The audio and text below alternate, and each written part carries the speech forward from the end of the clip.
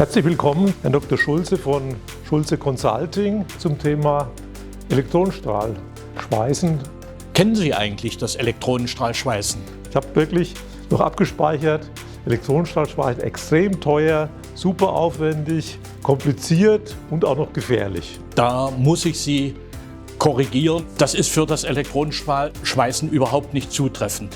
Da ist wirtschaftliches Potenzial dahinter. Das macht kaum eine andere Technologie. Aber ist nicht die Vorbereitung der Schweißteile für den Schweißer oder in dem Fall ja dann Anlagenbediener super aufwendig? Also ich muss das super präzise irgendwie machen. Was braucht er dann wirklich an Kenntnissen? Das Thema Sicherheit. Wo Elektronenstrahlschweißen, da entsteht ja Röntgenstrahlung. Die ist einfach nicht vermeidbar, das ist Physik. Ist der Anlagenbediener gefährdet jetzt durch die Röntgenstrahlung?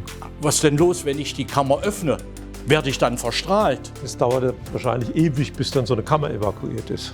Das ewig streichen wir mal gleich aus der Diskussion. Elektronenstrahlschweißmaschinen gibt es nicht von der Stange. Wir sind ja hier Techniker und Ingenieure. Ich kann mit dem Elektronenstrahl auch unterschiedliche Metalle miteinander fügen. Das gibt schon so eine richtig neue Sicht jetzt für mich auf das Elektronenstrahlschweißen. Also ich finde es echt erstaunlich, aber es scheint irgendwie nicht in der Breite bekannt zu sein. Ich fühle mich da wirklich als Missionar. Das ist also schon ein Handicap, was ich als verlorenes Potenzial für die Wirtschaft sehe. Und das ist eigentlich die Schlüsselstelle. Ja, gutes Statement. Punkt.